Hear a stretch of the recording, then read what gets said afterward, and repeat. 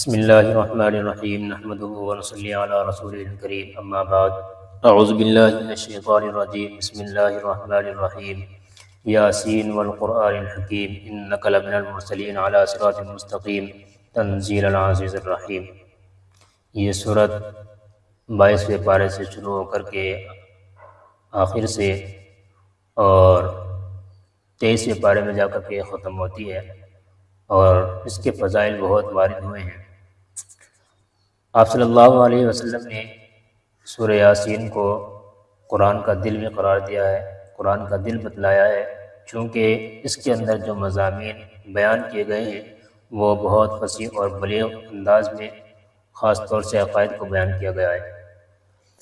اسی صورت کے اندر ایک واقعہ جو اللہ تبارک و تعالیٰ نے بیان کیا ہے، وَاضْرِبْ لَهُمْ مَثَلًا أَصْحَابَ الْقَرْيَةِ إِذْ جَاءَهَا الْمُرْسَلُونَ، اور اے پیغمبر تم ان کے سامنے ایک بستی والوں کی مثال پیش کرو۔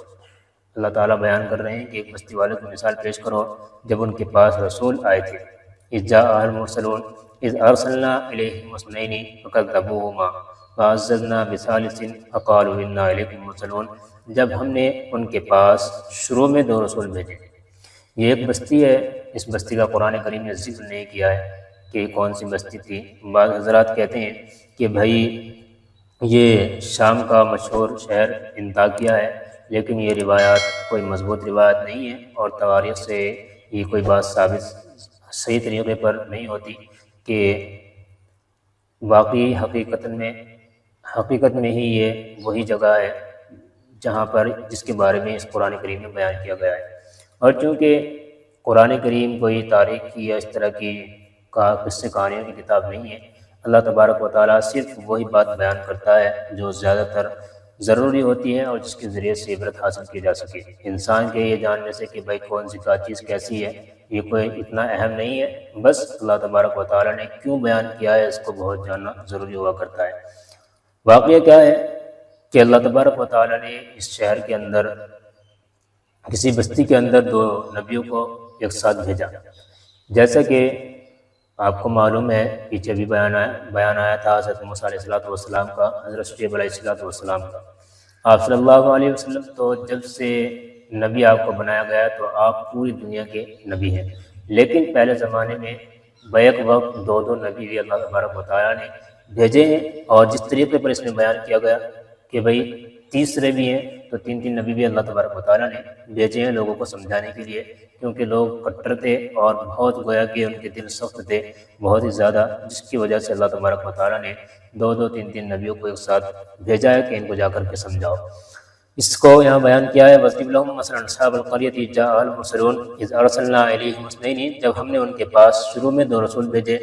فَكَذَّبُوهُمَا، تو انہوں نے دونوں کو جھٹلا دیا، فَعَزَّزْنَا بِثَالِثٍ، پھر ہم نے ایک تیسرے کے ذریعے ان کی تائید کی، فَقَالُوا إِنَّا إِلَيْكُمْ مُرْسَلُونَ، اور ان سب نے کہا یقین جانو ہم تمہارے پاس رسول بنا کر بھیجے گئے، ہمیں تمہارے پاس رسول بنا کر کے بھیجا گیا ہے۔ قَالُوا مَا أَنْتُمْ إِلَّا بَشَرٌ مِثْلُنَا، تو لوگ کیا کہا کرتے تھے مذاق اڑا کر کے کہ ہاں تمہاری حقیقت اس کے سوا کچھ بھی نہیں ہے کہ تم ہم جیسے ہی آدمی ہو، ہم جیسے ہی انسان ہو۔ وَمَا أَنزَلَ الرَّحْمَنُ مِنْ شَيْءٍ إِنْ أَنْتُمْ إِلَّا تَكْذِبُونَ، اور خدائے رحمان نے کوئی چیز نازل نہیں کی اور تم سراسر جھوٹ بول رہے ہو۔ گویا کہ نبیوں کی تکذیب کی ہے، اور بہت سے واقعات سے پتہ چلتا ہے کہ نبیوں کو پتھر کے نیچے بعض نے آروں کے ذریعے سے کاٹ کر کے رکھ دیا، اور گویا کہ ان کو فوراً قتل کر دیا۔ اس طرح کی بھی نبی آئے اور فوراً کو قتل کر دیا، کسی نے اگر نبوت کا دعویٰ کیا ہے حالانکہ وہ حقیقت تھے تو ان کو فوراً قتل کر دیا کرتے تھے۔ ایسے بہت سارے واقعات ملتے ہیں تاریخ کے اندر، اور احادیث کے اندر بھی بہت سارے اس طرح کے واقعات ملے ہیں۔ قالوا ربنا يعلم انا الیکم لمرسلون، اور رسولوں نے کہا ہمارا پروردگار خوب جانتا ہے کہ ہمیں واقعی تمہارے پاس رسول بنا کر کے بھیجا ہے۔ وما علینا الا البلاغ المبین، لیکن تمہاری مرضی ہے ہم تمہارے پاس آئے ہیں، ہم پر صرف بھیجنا ہے، اور ہماری ذمہ داری اس سے زیادہ نہیں ہے کہ صاف صاف پیغام پہنچا دیں۔ قالوا انا تطیرنا بکم لئن لم تنتهوا لنرجمنکم وليمسنکم منا عذاب علیم۔ اب کیا ہوتا ہے، بستی والوں نے کہا ہم نے تمہارے اندر نحوست محسوس کی ہے۔ گویا کہ نعوذ باللہ جس طریقے پر آپ صلی اللہ علیہ وسلم کو عجیب القاب سے لوگ پکارتے تھے، کوئی جادوگر کہتا ہے، کوئی قذاب کہتا ہے، کوئی کچھ کہتا ہے، کوئی کچھ کہتا ہے، انہوں نے کیا کہا کہ ہم تمہارے اندر نحوست محسوس کرتے ہیں۔ یقین جانو اگر تم باز نہ آئے تو ہم تم پر پتھر برسائیں گے اور ہمارے ہاتھوں تمہیں بڑی دردناک سزا ملے گی۔ گویا کہ دھمکی دے دی ہے کہ ہم تمہیں چھوڑیں گے نہیں، ہم تمہیں قتل کر دیں گے۔ اور ایسا ہوتا ہے جب لوگ تبلیغ کے لیے نکلتے ہیں اور سمجھانے کی کوشش کرتے ہیں کہ کہتے ہیں بھائی اس کو کچھ اور کام ہی نہیں ہے کہ ملا ہے بس یہ کی بات کرے گا، یہ کرو وہ کرو فلاں کرو، اس کو چھوڑ دو بھائی اچھی چیز نہیں ہے، ایسی باتیں کرے گا۔ تو یہ بھی اسی طریقے پر ہر دھرم گویا کے لوگ ہیں۔ تو انہوں نے کیا کہا، انہوں نے دھمکی دے دی اور قالوا طائرکم معکم ان ذکرتم بل انتم قوم مسرفون، رسولوں نے کہا تمہاری نفست خود تمہارے ساتھ لگی ہوئی ہے، کیا یہ باتیں اس لیے کر رہے ہو کہ تمہیں نصیحت کی بات پہنچائی گئی ہے؟ یعنی ہم تمہارے خیر کے لیے آئے ہیں لیکن تمہیں ہمارے اوپر الٹے چڑھے جا رہے ہو۔ بل انتم قوم مسرفون، اصل بات یہ ہے کہ تم خود حد سے گزرے ہوئے لوگ ہو۔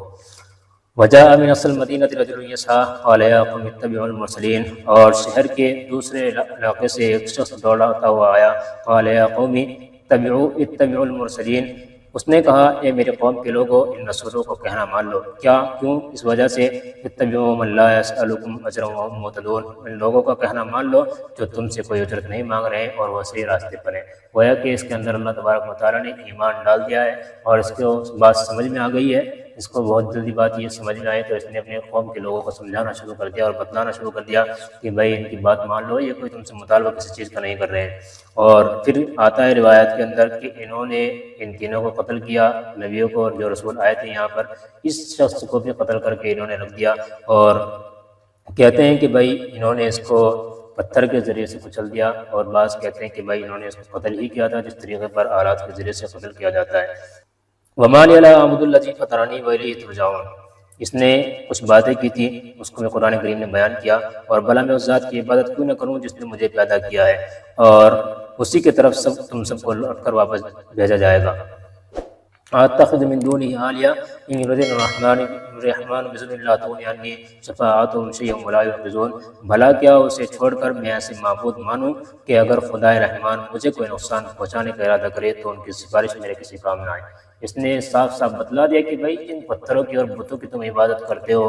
اگر اللہ تبارک و تعالیٰ میرے ساتھ کوئی نقصان